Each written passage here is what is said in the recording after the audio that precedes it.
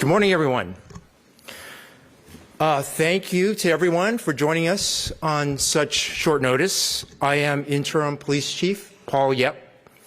We're here today to announce an arrest in an extremely disturbing sexual attack involving a minor that occurred last week in Golden Gate Park. I know that this case has been incredibly troubling for the community where this occurred. The San Francisco Police Department poured resources into this case to get the suspect in custody and bring peace of mind to our youth, parents, and everyone else in San Francisco. We will never tolerate violence in our city, especially sexual violence. Moreover, we take crimes against minors extremely seriously, and we will do everything within our power to make sure the suspect in this case faces justice. I also want to offer my sympathies to the victim and the family. This was no doubt traumatic, and I hope this arrest helps the recovery. This began on Thursday, October 23rd, when our officers got a call about a sexual battery of a minor in the bathrooms at the Polo Fields. We spoke to the victim and witnesses and immediately began collecting evidence and identifying potential suspects. This case was an extremely high priority for us. Our crime lab expedited the processing of DNA evidence and other evidence, while our officers narrowed in on one suspect. We began to focus on that individual after getting a tip from a parent, which was a valuable lead in this case. So thank you to the public for your assistance. We conducted surveillance on that individual as our investigators continued to gather evidence to establish probable cause to make the arrest. And yesterday, we placed a suspect under arrest in Pleasant Hill.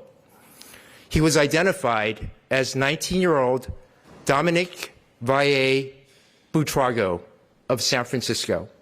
He was booked last night in San Francisco jail on several felony charges, including kidnapping, sexual battery on a minor, and other charges. Ultimately, the district attorney's office will determine the criminal charges in the case. I want to thank everyone here for their diligence and tireless work. This was a great team effort, so thank you. Sergeant Paul Vainstock and other investigators in our Special Victims Unit worked around the clock. Thank you all. I think they hardly slept. And thank you to Captain Kevin Lee of Richmond Station and our officers of Richmond Station who increased their presence over the last week and have been working with the community, and I know they have been working with Supervisor Connie Chan very closely. Thank you to all our officers at Terraville Station who also helped identify the suspect. And thank you to the officers who conducted surveillance on the suspect and our tactical company that helped with other resources. I also want to thank the San Francisco Recreation and Park Department, whose rangers have been working hard to keep our park safe. Thank you very much. While this incident was terrible, it illustrates our commitment as a department and as a city to keep everyone safe. We will continue to relentlessly pursue anyone who commits harm in San Francisco. This commitment is why San Francisco is one of the safest big cities in the United States. Crime is down 30% this year. That's because of the hard work of our rank and file, our officers, and the team behind me now. Again, I want to thank everyone involved in this case for their tireless work, for helping to get a dangerous suspect off the streets, and for continuing to keep us all safe. I'd like to now introduce Mayor Daniel Lurie. Thank you.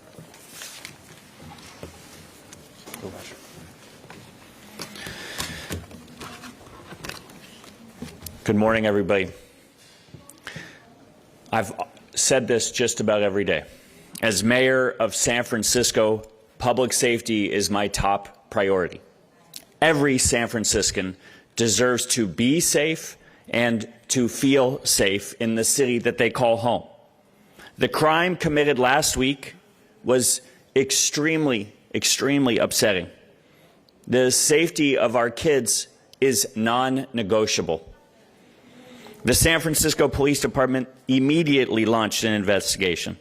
They acted with urgency and used every available tool, including DNA testing, and now the SFPD has a suspect in custody.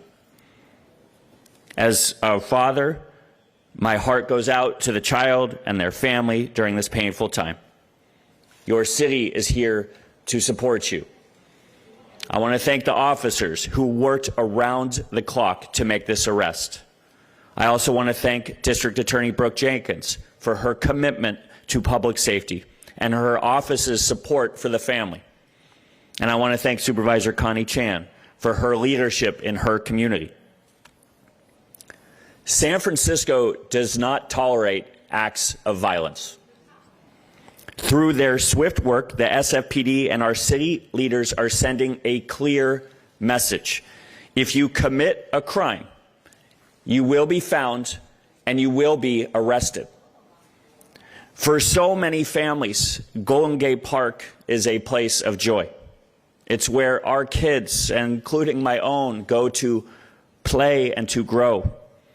Like any parent, I want to know that my kids are going to be safe when they go to the park. And every family deserves that. Now, Rec and Park have stationed a ranger in the area during busy after-school hours, in addition to regular field monitoring by park rangers.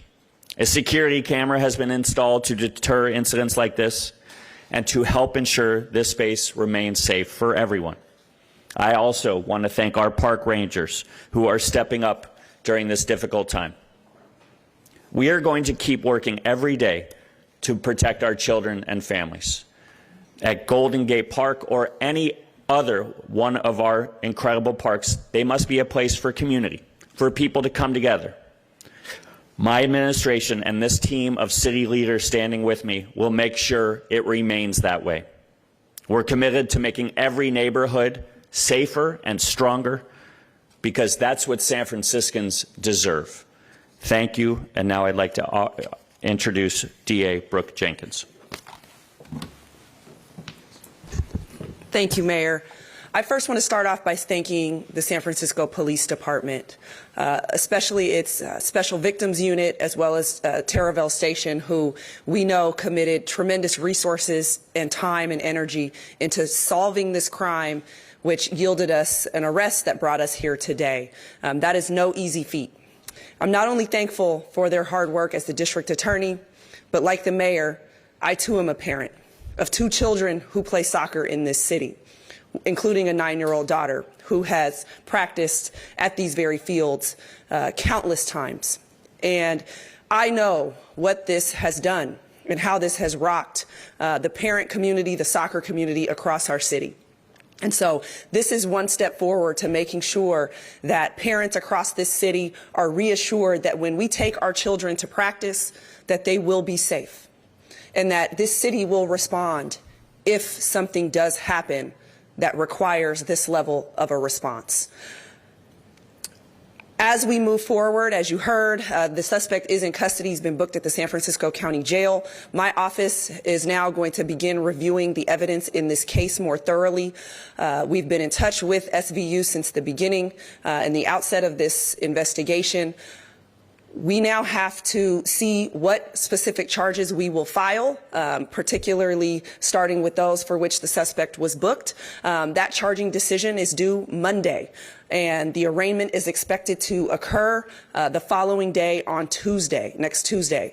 And so we ask again for your patience through that process. We will announce those charges once we've arrived at that decision, and again, provide more information at the time of the arraignment.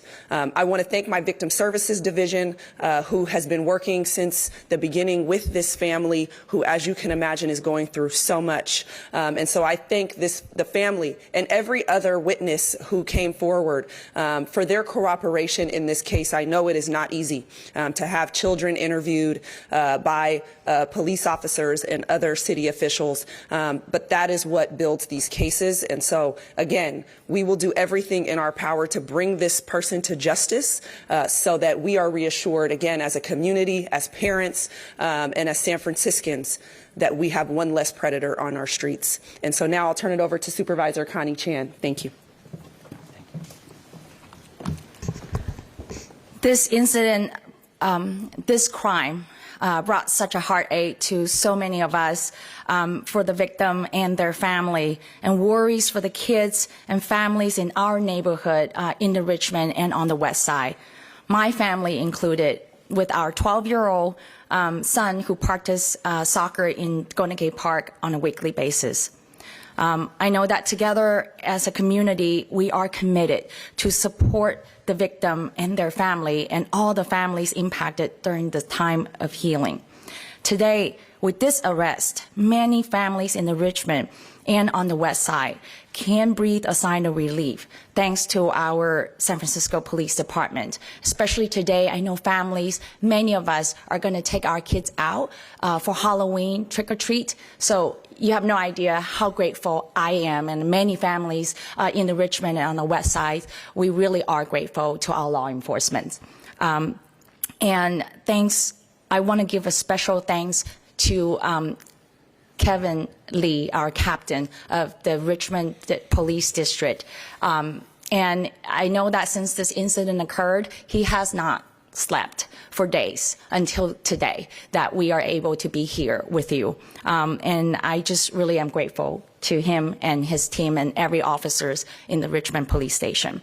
I definitely also want to thank our chief, Paul Yip, and the entire police department for their swift action and immediate investigation.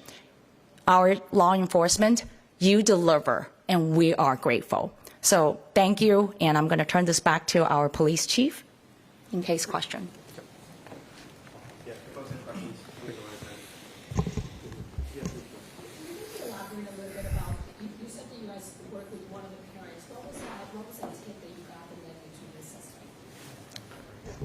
Yeah.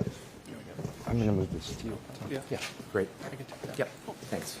Good morning. My name's Tom McGuire. I'm the commander of the Investigations Bureau for San Francisco Police Department. As you know, when an incident like this occurs, it really shocks the conscience of the community. There were a lot of parents involved, and there's some details that we're clearly not going to give out all the details. But what I can say is that the parents in the soccer community out in Golden Gate Park, very heads up, very alert, saw something, notified us, and that turned out to be the tip that broke the case. This person need to see afterwards? I mean, what do you know about what happened? It was a tip that we took action on. Captain Lee, I know that you had a conversation with the community earlier in the week. Can you talk a little bit about how that went and if that helped with any kind of information as well, and some safety precautions that you may have mentioned to some of the community members there? Come on up. Hi, I'm Captain Kevin Lee. At the meeting, I mentioned that, when the community sees something, it's very important to say something. And I think these tips that are provided by the parents and the community, it does help us out, because without your assistance, it's very hard to do our jobs very effectively. So I appreciate all the help that the community provided and being patient with our investigation. There was talk that there was a narrowing down from 3 suspects. Can we get a little bit more information? Are there still others that are being investigated at this point? No, just with any investigation, we take any tip and we take that tip all the way through, start to finish. We narrowed that down, and we are confident that the individual responsible for this is the one individual. We do not perceive any further threat to the community. Two questions, actually. One for investigators, one for the DA. Are you looking at this suspect as possibly being involved in another incident the previous day? So part of the investigation is to take any report that may have related to this more heinous incident that occurred at the Polo Fields. But there is some other, another report that was on file that we're looking at as possibly connected, but a far less serious crime at that time. And then a follow-up question for DA Jenkins. They talked about DNA evidence in cases like this where you don't have to necessarily rely on testimony, especially testimony of a minor. How useful is DNA? How does that figure into your case? How does it build your case instead of just having to rely on testimony? DNA is always helpful. Certainly when we're going in front of a jury to present a case, we would always like to not have to solely rely upon witness testimony or victim testimony. We do want to always look for corroborating evidence. And so I am fortunate that SVU has made sure that we are pursuing, whether or not DNA evidence exists in this case. But it may not be necessary either. It's always, though, assistive if there is more than just the victim or the witness's testimony. He knows more about the suspect. Has he been arrested for anything else before? We don't have any information we're providing on that at this time. Yeah. Can you spell the suspect's name, please? Do you have this phone? Yeah, I do.